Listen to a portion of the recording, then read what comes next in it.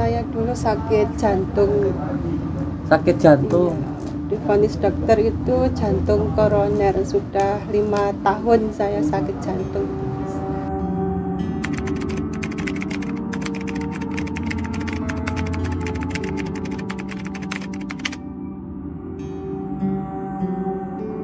Keluar masuk rumah sakit 1 bulan 2 kali, 1 bulan 3 kali. Dari rumah sakit 2 hari di rumah sembuh, terus kambuh lagi, dibawa ke rumah sakit lagi. 5 tahun sakit jantung itu nggak bisa ngapa-ngapain, ya cuma di kamar dibopong sama suami itu ya. Alhamdulillah, suami saya juga sangat sabar. Alhamdulillah. Ya, alhamdulillah punya suami yang sabar, insya Allah.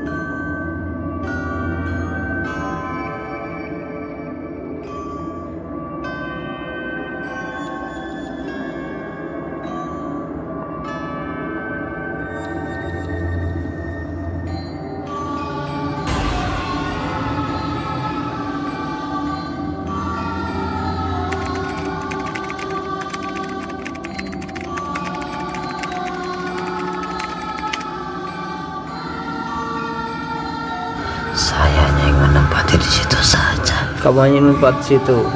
Menempati apa ditempatkan? Menempatkan saja. Dia menempati apa ditempatkan? Ya, saya di situ ada yang menempatkan. Ada yang menempatkan. Untuk apa? Untuk membuat usaha ini sepi. Membuat usaha sepi. Terus apa lagi? Membuatnya dia sakit seperti ibunya itu tadi.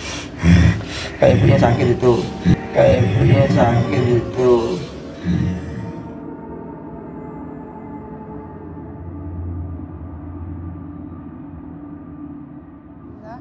Setelah saya berobat di Samsudin dan juga melakukan pembersihan rumah, alhamdulillah sampai saat ini saya sudah sehat walafiat, alhamdulillah rabbil alamin. Atas izin Allah, dengan pelantaran Abah Samsudin saya bisa beraktivitas seperti biasa.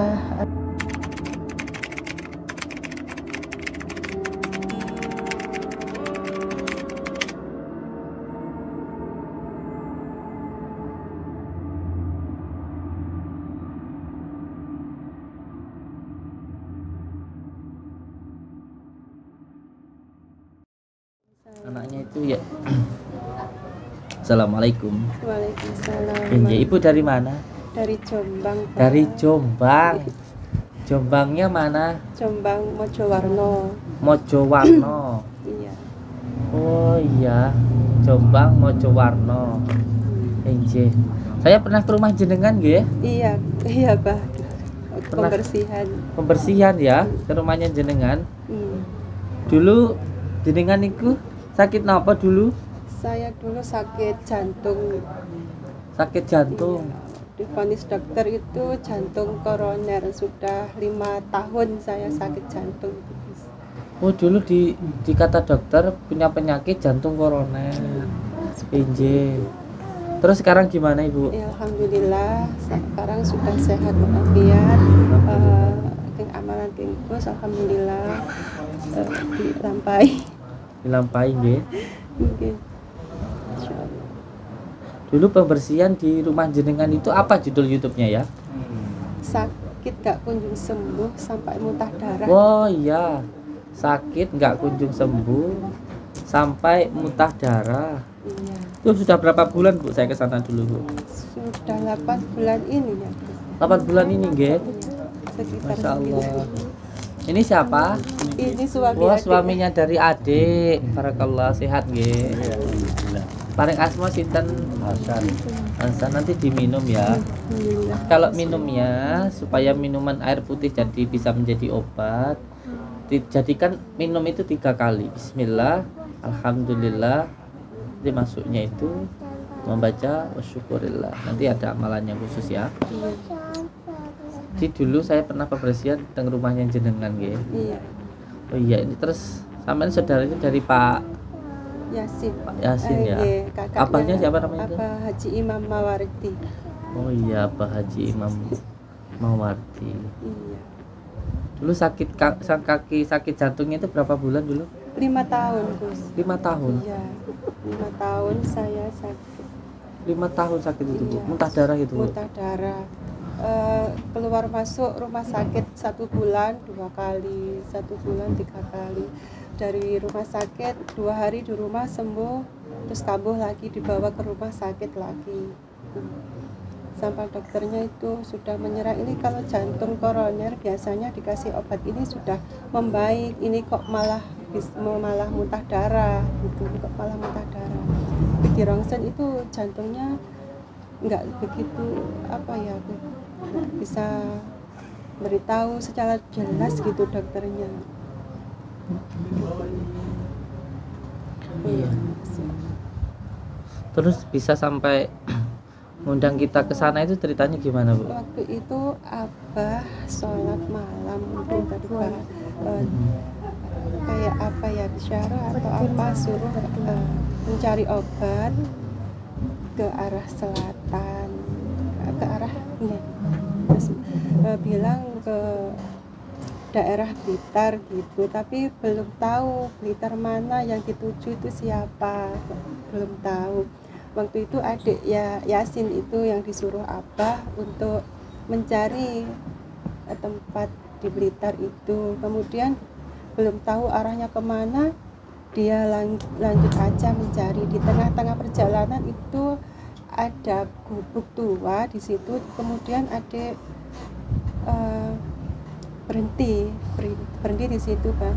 Terus bingung, adik itu saya bilang apa?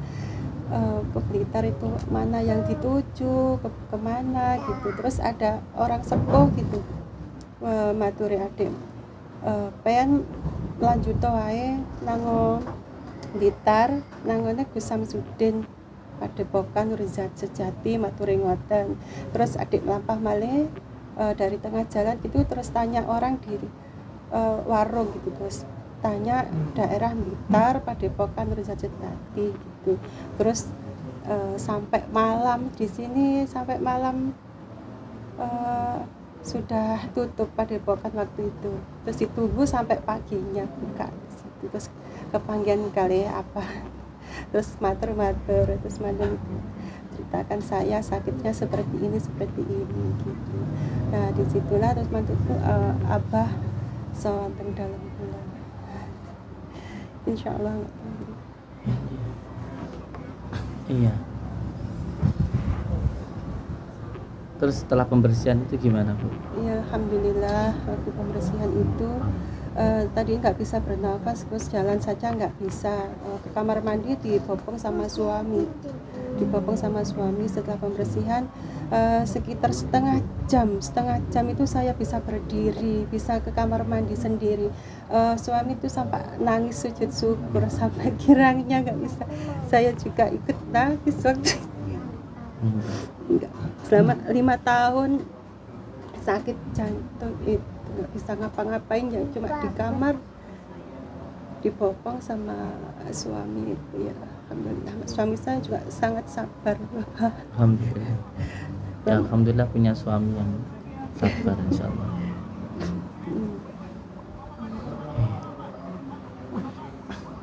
Dokternya sampai bingung ya? Iya, dokternya sampai bingung. Misalnya kalau sakit koroner ini dikasih obat seperti ini biasanya bisa tahan sampai berapa bulan gitu. Terus lah itu baru 2 hari di rumah, terus kambuh lagi dibawa ke rumah sakit. Itu rumah sakit Jombang semua sudah didatangi, sudah saya itu. Terakhir itu rumah sakit satu Jombang tidak ada yang mau menerima saya waktu itu, Pak. Soalnya infusnya itu sudah tidak bisa masuk. Infusnya sudah tidak bisa masuk.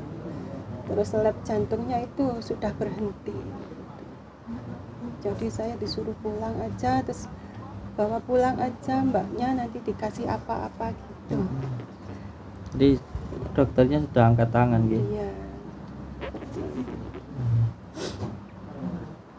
Dokter sudah angkat tangan karena beliau jantungnya sudah dikatakan ya parah lah begitu.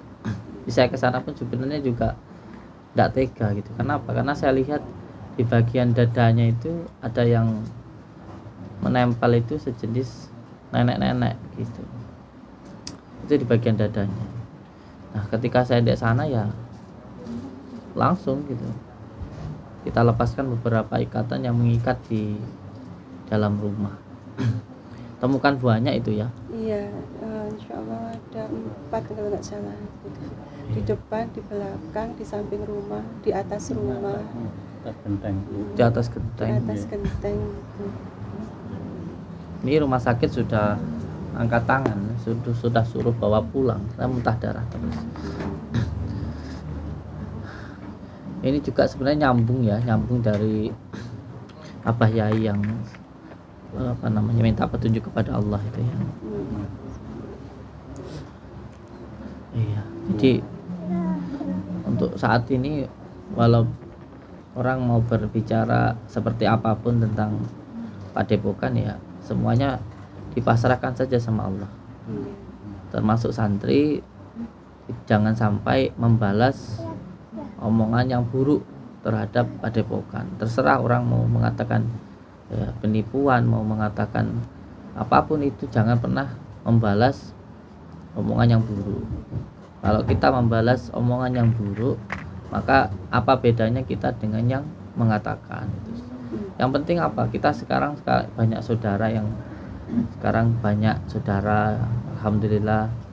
Ya seperti beliau dari saudara ke saudaranya, dari orang tuanya ke sini, alhamdulillah sembuh. Terus bawa anaknya bawa ibunya bawa adiknya, bawa tetangganya, itu aja sudah cukup itu. Sudah cukup dengan kita banyak saudara itu sudah cukup. Tidak perlu menanggapi omongan-omongan yang tidak baik. Di santri juga itu. Ya. Jangan sampai menanggapi omongan-omongan yang nggak baik, apalagi sampai membalas omongan yang nggak baik itu. Saya sama sekali nggak ridho kalau ada santri yang sampai membalas omongan yang nggak baik dari orang lain gitu. Jadikan omongan orang lain yang buruk itu sebagai kotoran yang memupuk gitu. Namanya tanaman kalau semakin subur, ingin semakin tinggi, semakin kokoh ya dia harus mau dipupuk. Dengan cara apa? Ya dikasih kotoran. Nah, omongan orang yang buruk, hinaan, fitnahan itu sebagai pupuk untuk diri kita gitu loh. Makanya nggak ada ceritanya orang besar itu tanpa ujian, itu nggak ada baginda Rasulullah dikatakan penyihir, penipu, bahkan harus sengsara dulu selama 15 tahun di Gua Hira. Sultanu Aliya selama 25 tahun sengsara dulu. Wali Songo terutama Sunan Kalijogo 2 tahun sengsara di. Nggak ada ceritanya orang besar yang tidak dimulai dengan kesengsaraan, itu nggak ada. Jadi pengen mulia itu ya memang harus kudu gelem rekoso. Gitu. Cacian itu menjadi sebuah pupuk untuk diri kita gitu loh. Menjadi penguat gitu loh. Paham ya santri ya? Jadi jangan sampai membalas omongan-omongan yang tidak baik gitu. Itu penting itu. Inilah rahasia tentang kesabaran. Ada rahasia besar tentang kesabaran. Jadi ketika seseorang itu ditantang sudah tidak marah, dicaci sudah nggak sakit hati, dipuji nggak jadi sombong. Ini yang dimaksud dengan orang yang benar-benar sakti itu yang seperti itu. Gitu. Yang tidak mudah dikendalikan oleh amarah, nggak mudah dikendalikan oleh cacian, hinaan maupun pujian, itu baru yang namanya orang yang sakti. Itulah butuhnya pengendalian diri.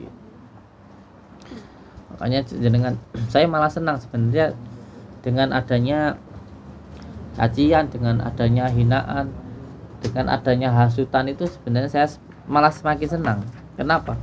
Karena di situ seperti tiupan angin. Anginnya semakin keras, maka nanti akan semakin terlihat mana yang benar-benar kuat menancap ke tanah, mana yang hanya sekedar menempel saja. Tentu kalau yang hanya sekedar menempel kan tertiup angin sudah hilang kan gitu. Tapi kalau yang kuat menancap di tanah, maka ya nggak akan goyah gitu. Jadi sama, kalau ada santri yang benar-benar niatnya lillah billah karena Allah, ya dia akan tetap bertahan di sini, tidak akan goyah. Tapi kalau yang hanya karena mungkin menganggap saya sakti, atau hanya ingin cari uang, atau hanya ingin cari kehebatan, mesti ketiup angin sedikit kan langsung selesai. Yaitu saya malah senang gitu. Dengan adanya hasutan, adanya cacian, fitnahan, itu saya malah senang dengan itu.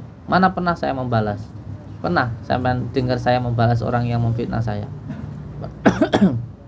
Pernah sampai dengar saya membalas cacian orang yang mencaci saya? Tidak pernah. Tidak pernah saya membalas cacian tersebut. Karena buat saya ya cacian itu sebagai pupuk gitu. Kalau kita tahu buah itu busuk, tidak usah bingung-bingung kita itu buat metik, nanti jatuh sendiri kok gitu. Tidak usah bingung-bingung gitu. Dan kalau buah itu, pohon itu berbuah manis, pasti kan diserampangi sama orang yang ingin dapat mangganya tadi. Ya orang mau komentari kita apapun itu ya terserah mereka kan gitu. Berarti kalau ada orang yang mengomentari hidup kita, dengan kita nggak pernah mengomentari hidup orang itu, berarti hidup kita lebih baik dari orang itu gitu. Mana ada orang-orang yang tenar, yang besar, yang nggak dikomentari ataupun nggak dikoreksi, semuanya dikoreksi, dicari-cari kesalahannya, udah problem, nggak masalah, malah dosanya hilang kok gitu kan. Simple kan mikirnya, simple mikirnya itu. Makanya nggak usah susah. Kalau orang susah dengan pendapat orang itu berarti masih hamba yang amatiran, belum tenanan, masih hamba yang amatiran. Nah ini beliau saya minta untuk diruqyah dulu secara kafah. Terus saya minta juga nanti masih ada beberapa hal yang perlu untuk diperkuat lagi, yaitu nanti daun bidara sama garam kasih ke beliau untuk disiramkan di rumah supaya bersih total. Jangan sampai pagerannya itu roboh, diperkuat lagi. Terus saya minta juga nanti di rumah degan sama kunyitnya dibakar lalu diminum ya. Dikasih madu, dibakar, diminum. Oke, sekarang diruqyah total dulu ya. Monggo sama beliau dulu. Nanti sama saya lagi nggih. Ibu siapa ini tadi namanya? Nurul Fatimah. Ibu Nurul Fatimah. Tempatnya di mana? Mojowarno, Jombang Mojowarno. Jombang Mojowarno. Kembang Sore. Tembang sore. Kembang sore. Kembang Sore. RT berapa, Bu? RT 01 RW 07. Siap. Monggo yang mau silaturahmi sama beliau ngobrol ya. Nggih, monggo. Sehat nggih.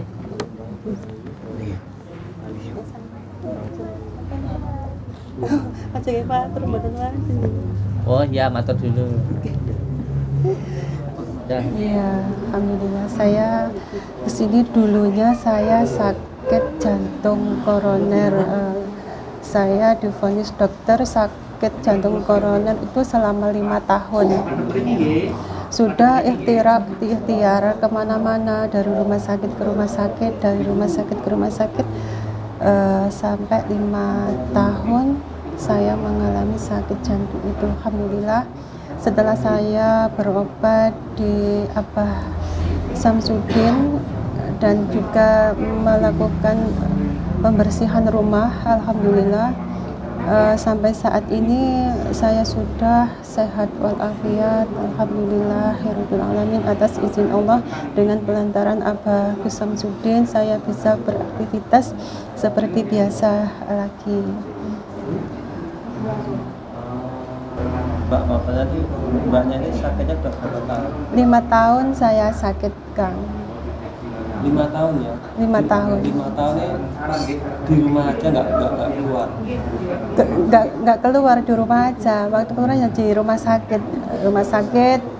2 minggu pulang ke rumah, 2 hari 3 hari sembuh, kembali lagi ke rumah sakit lagi ya seperti itu. Sampai nggak bisa kemana-mana. Ke belakang kamar mandi pun dibopong sama suami.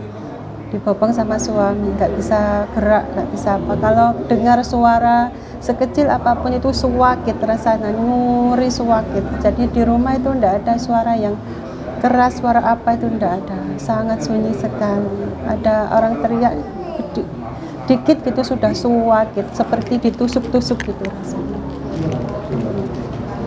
Waktu 5 tahun di rumah sakit nggak bisa ngapa-ngapa ya Mbak ya? Nggak bisa ngapa-ngapain. Yang masak siapa? Nggak masak ya suami itu. Suami ya jadi ibu, jadi ayah. 5 tahun. 5 tahun ini lama ya Mbak ya? Lama ya. Tadi sabaran ya? Alhamdulillah sabar. Terus gimana? Terus waktu jusnya pembersihan itu gimana Mbak? Ada perasaannya gimana? Perasaan waktu Gus ke situ itu ada perasaan percaya nggak percaya. Sakitnya saya itu seperti itu waktu pembersihan. Sebelum Gus ke situ itu saya nggak bisa ngapa-ngapain, tidur aja di rumah, di kamar mandi, di kamar tidur, di kamar mandi aja dipopong sama suami, nggak bisa makan pun nggak bisa, berdiri nggak bisa, pokoknya nggak bisa. Dijak omong-omongan itu pakai isyarat mata aja. Kalau suami bilang kepada saya hanya menkedipkan mata gini aja. Itu setiap hari.